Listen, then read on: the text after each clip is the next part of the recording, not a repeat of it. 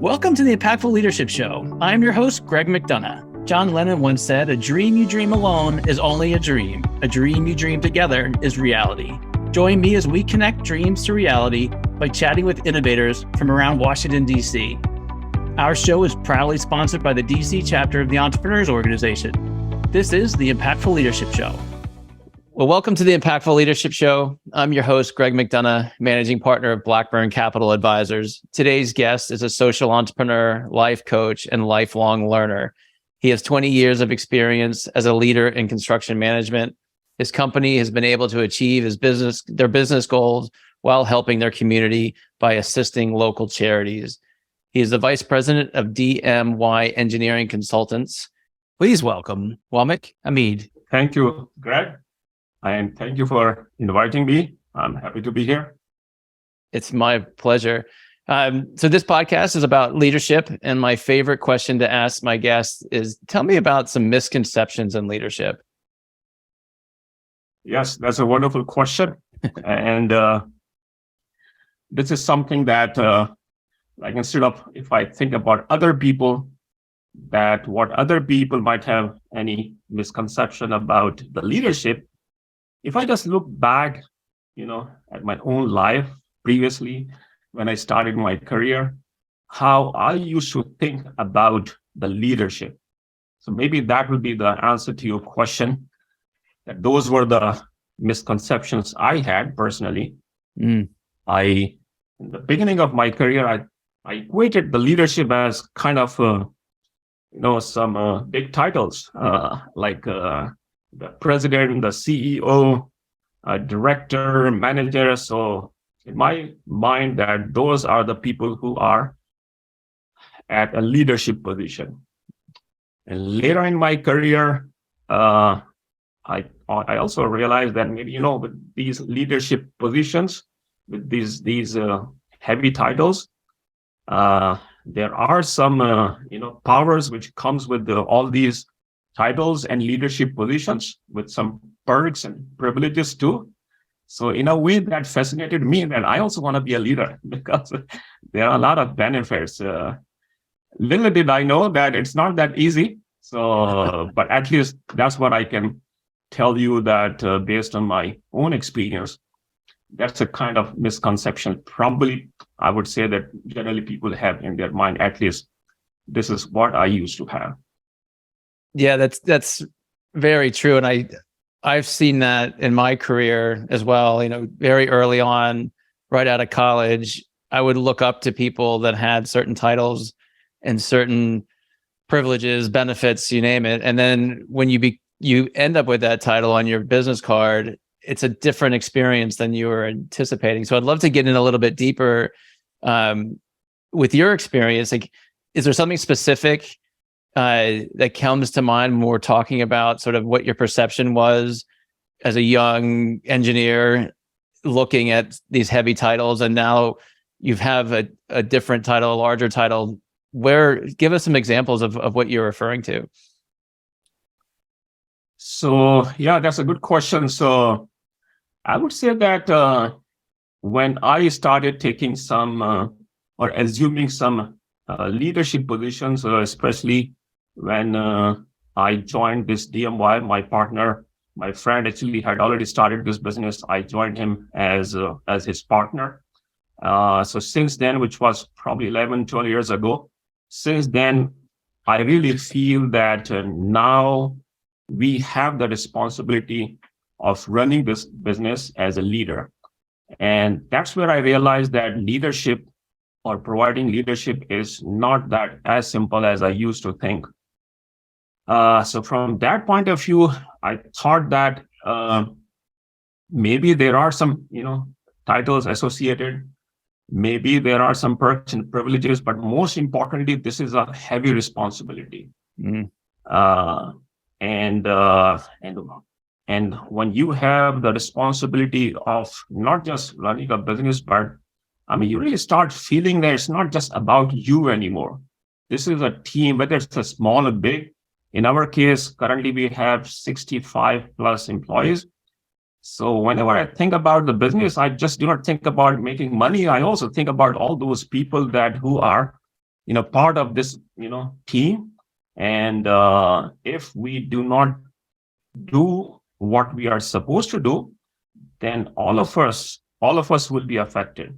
So in my mind, the leadership, the concept of leadership has become more kind of responsibility, that I have the responsibility of all those people who are part of our team. So that's what I can think of, that this is kind of more major shift in my mind. But at the same time, if I want to like explain it a little bit more, I also feel that that when you are at a leadership position, then, as I said, it's not just about me or maybe just few partners in the business.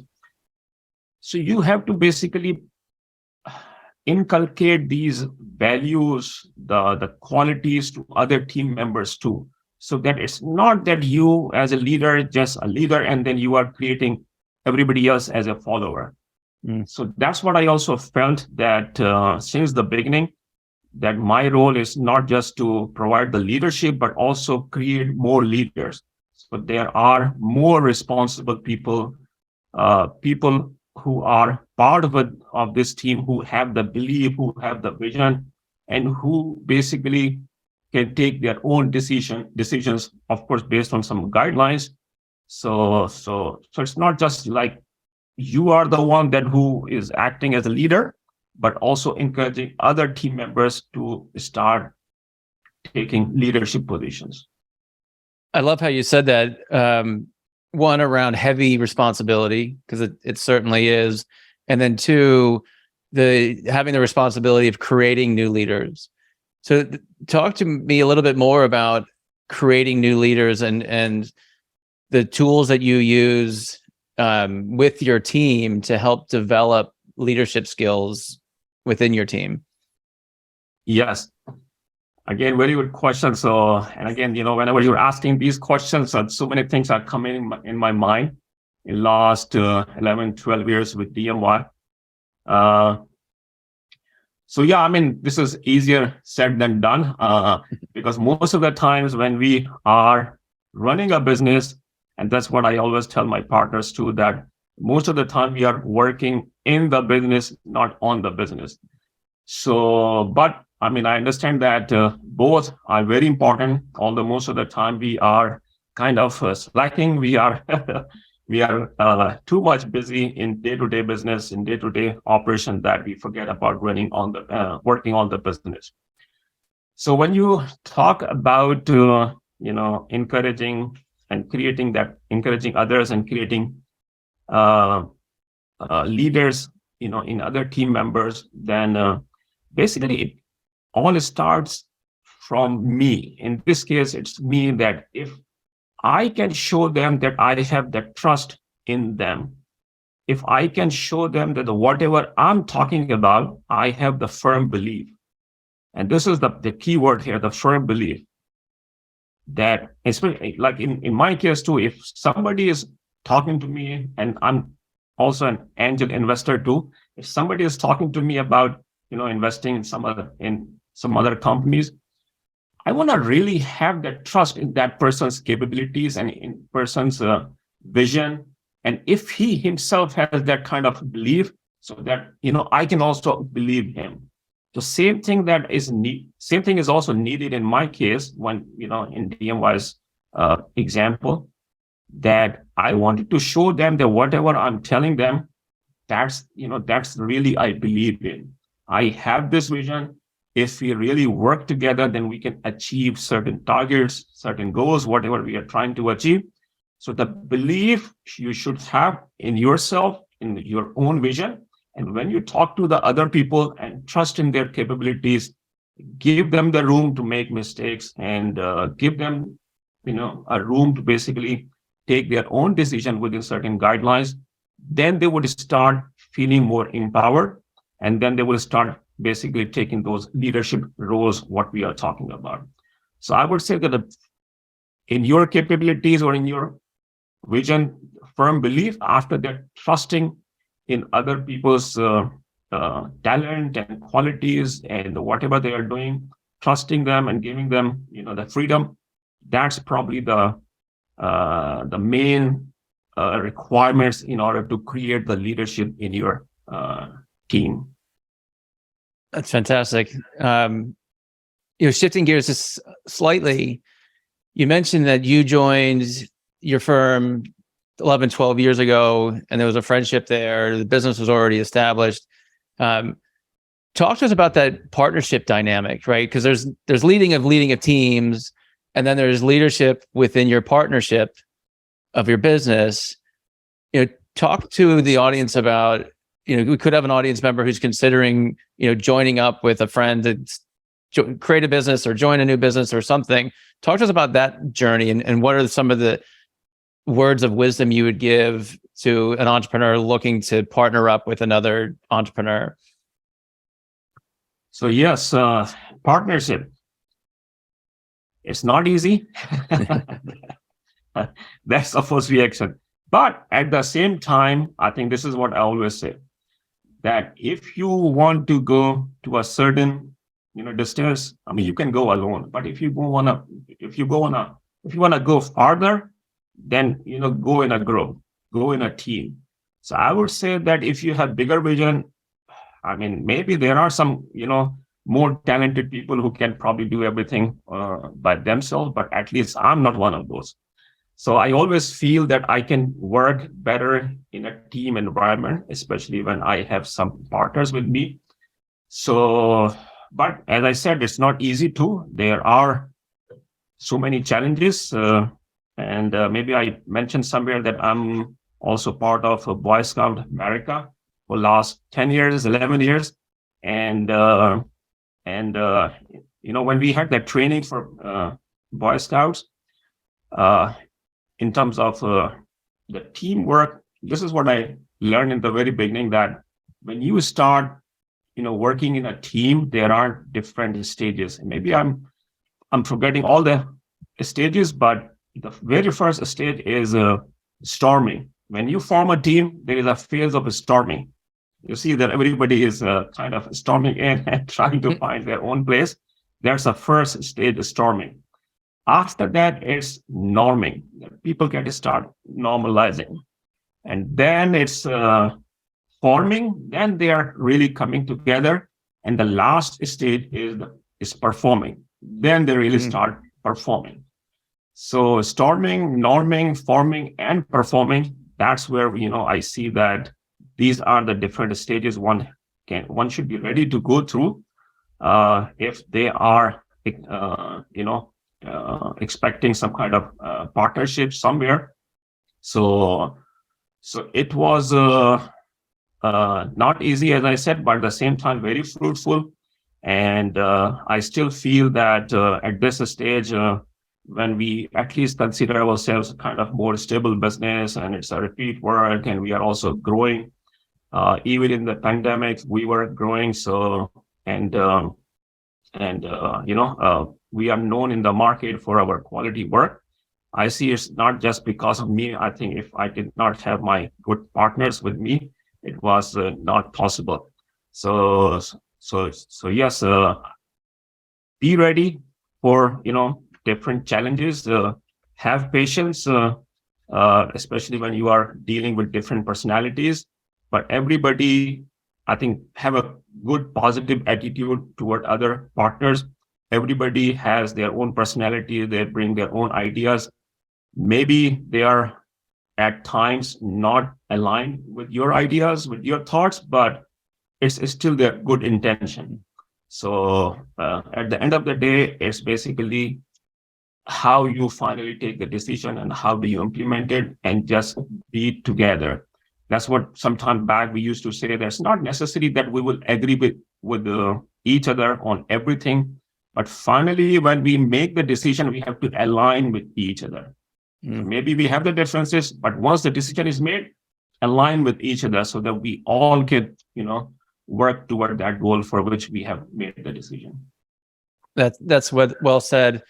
You mentioned your involvement with Boy Scouts, and a question came to mind. When working with younger adults or even kids in your Boy Scouts, Talk to me a little bit about identifying leadership traits within a younger community. Yes. So Boy Scout is very close to my heart. I did not have any experience when I was young, but probably I told you I have 3 boys. The oldest one, when he joined Boy Scouts, that was like again, maybe that was like 12 years back. So that's when I started getting involved and at different positions, at different leadership roles as an adult. I work with them. My oldest son finally graduated as Eagle Scout, which is the highest rank in the Boy Scouts. My second one is a still Scout, and third one also just started. I also used to work as a Scout Master for about 3 years as a committee chair as well. So yes, I learned a lot, but still, I do not consider myself as an expert on leadership, still learning. And that's what I call myself, lifelong learner, which is probably the best thing. If you want to continue growing, then you want to continue learning. So in terms of leadership qualities in BSA, in Boy Scouts of America, I think this is what we try to develop like we discussed the responsibility. When the boys join the troop as probably they are just kids, like 10 years, 11 years, but slowly and gradually they start taking different responsibilities. So again, this is the key word here, that we start giving them more responsibilities. We trust them. We call it boys-led troop, which means that adults are kind of taking back seats. They are still monitoring, checking that they are not going beyond limits, but they are the one who start taking responsibilities, who are basically leading all the efforts with the help of adults. So that's how we try to develop the leadership, that they will start taking roles of different responsibilities, especially when they go out, which is a major activity in Boy Scouts, outdoor camps. 2 nights, 1 night, and once a year, it's like 7 nights camp. This is where they really learn a lot of things about leadership. They are living, in woods, which is not their normal way of living, and with different types of kids, and bathrooms are not that good as they used to see in their homes, and living condition is not that great. But still, they are living together. They are dealing with different challenges, overcoming them, having some arguments. They have to cook their food. They have to wash their dishes. But finally, they come together. And during this, hands-on experience, they learn a lot of qualities. So that's how I think in Boy Scouts of America, I feel that, this hands-on aspect of the leadership, that's I really feel that, which is very commendable. Otherwise, most of the time we are just talking about it, but this is like more experience based. You basically go through different situations, and then during that time you learn different things. So yeah, that's how I would say that in BSA, that's how our boys are learning different leadership qualities. And at the same time, it's not just for the boys, it's for the leaders too, for the adults too. As I said, that in my case, I learned a lot of things in Boy Scouts. So although my son was enrolled in the Boy Scout, but at the same time, I was also learning. Isn't that one of the amazing things of leadership is, it's same with mentoring, right? I find when I mentor, I actually get more out of being the mentor than the mentee probably gets out of the relationship. But it is a two-way street for sure. Exactly. Well, Mick, I'd love to understand a little bit more about your background and how you got into engineering, and talk to us a little bit about your firm. Tell us a little bit more about you. So whenever somebody asks me this question, I think, man, who am I? How should I start it? People start, I'm an engineer, I'm this, I'm that. So maybe in my life, most important thing is the family. So I would say that I'm a husband of my beautiful wife and a father of 3 wonderful boys. So that's probably the basic introduction. Professionally, I'm a civil engineer. I was born and raised in Pakistan. I did my undergrad from there, came to the United States in early 2000s, and as a graduate student, did my master's here. Since then, I've been working in different companies, but as I said, that about 11, 12 years ago, I joined DMY as a partner, and since then we have been working in this business. Uh, DMY's main line of service, as I said, is an engineering consulting firm. So we are a consultant. We mainly work in the public sector, and we provide consulting services in our specialty, or the niche is geotechnical engineering, which is foundation, land development. So that type of work is geotechnical engineering, where we provide the design services. At the same time, we also do the construction management and quality management during the construction phase. And when I say public sector, that means that mostly we are working in infrastructure projects.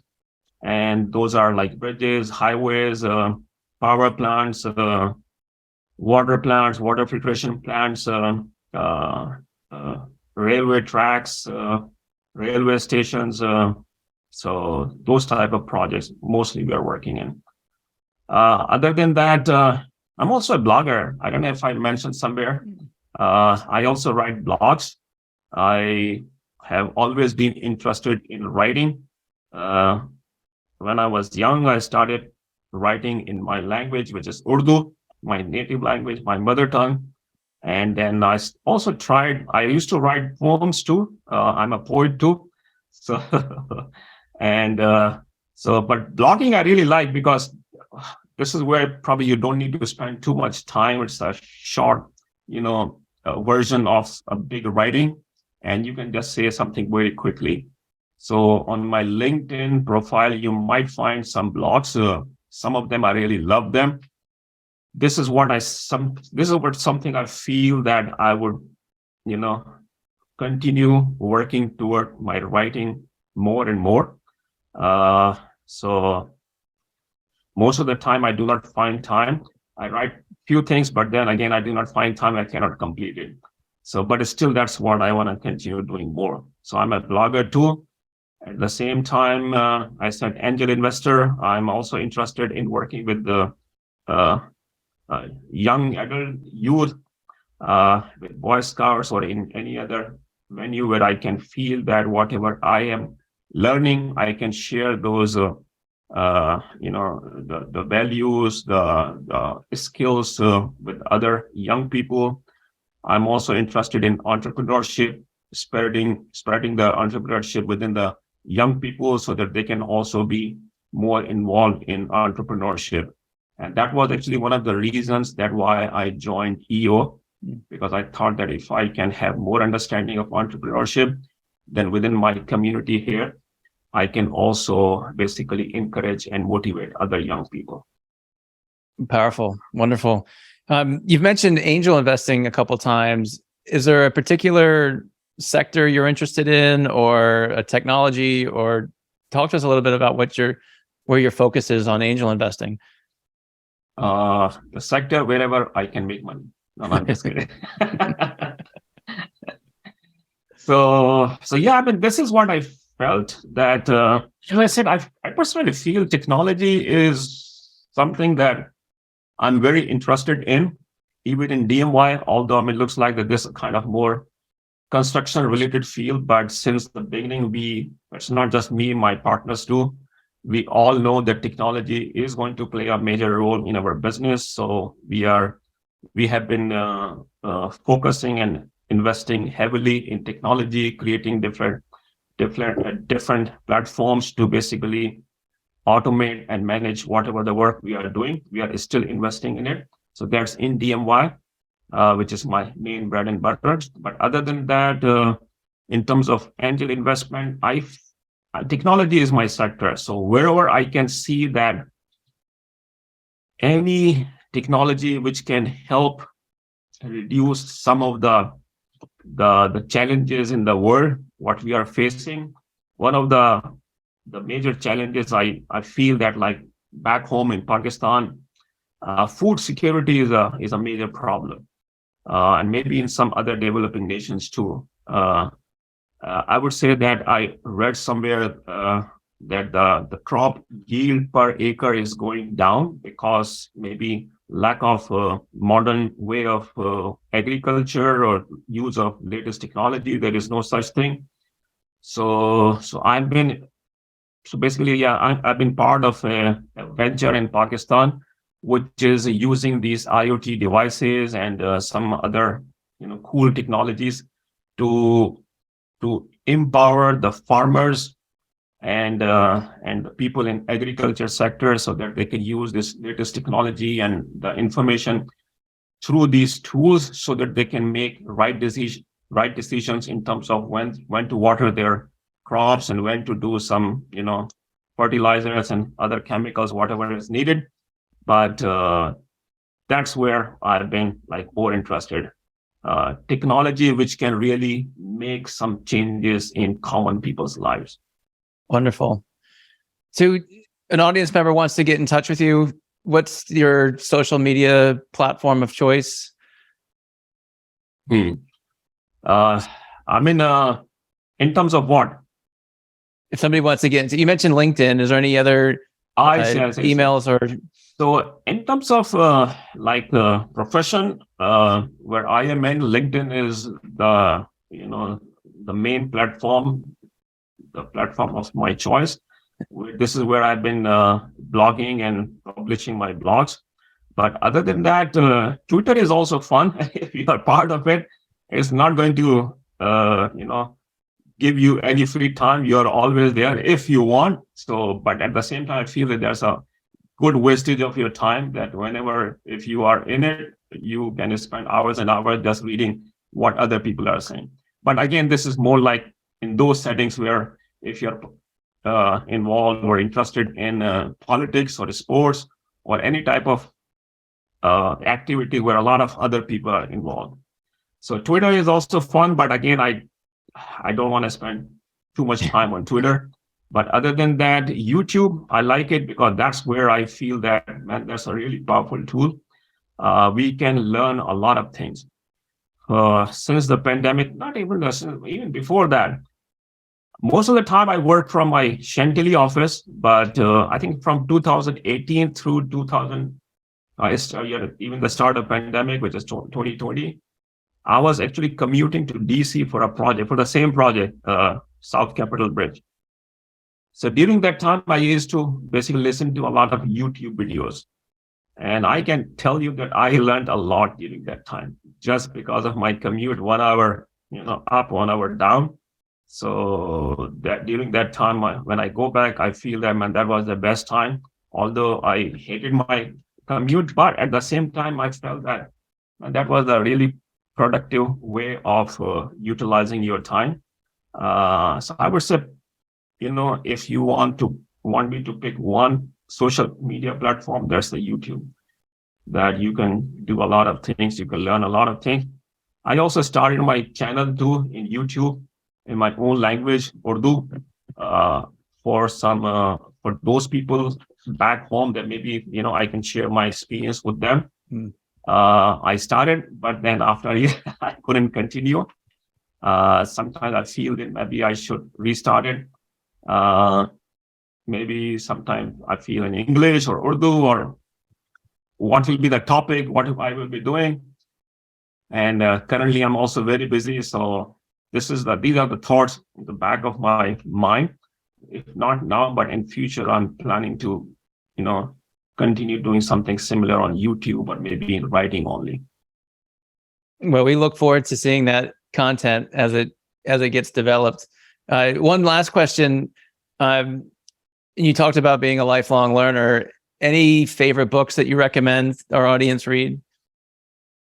Favorite books. Yeah, this is also one of the hobbies I used to have. But with this, I would say maybe I still find time, but maybe, this social media distraction, that's also one of the reasons that it's difficult to focus when you're reading a book.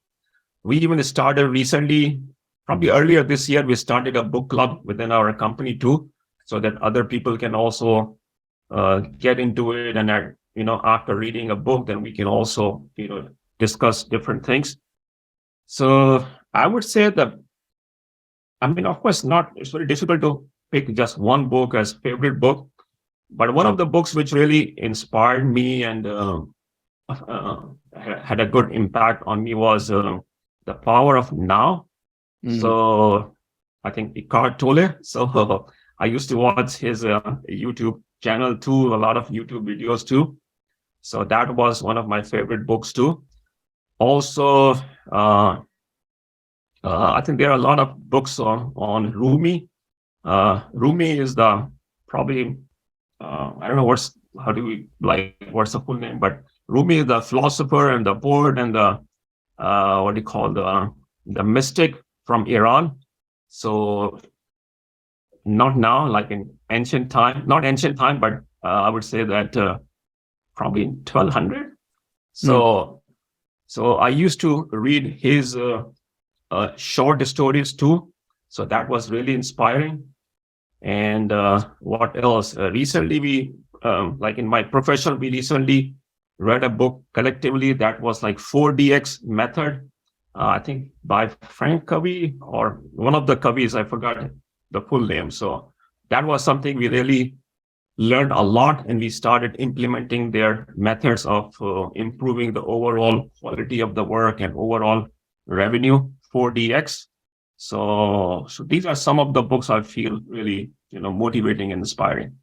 I love the fact that you started the book club and you use that as a tool to bring the team together and talk about business concepts or leadership concepts. That's a great tool to be using for team development and leadership. Well, that was really fantastic. I did not expect that people would be so much involved. And that was probably one of the best ways to engage people in what we are doing. So that was unexpected, but very motivating and a good learning experience. Well, Wamiq, thank you for being on our show today. We got into some really deep topics, and your insights were very insightful. Appreciate your time, and it's always good to see you. And that's a wrap, my friends. Thank you for spending your time with me. For show notes and other episodes, visit us at impactfulleadershipshow.com. One last food for thought: walk on with hope in your heart, and you'll never walk alone.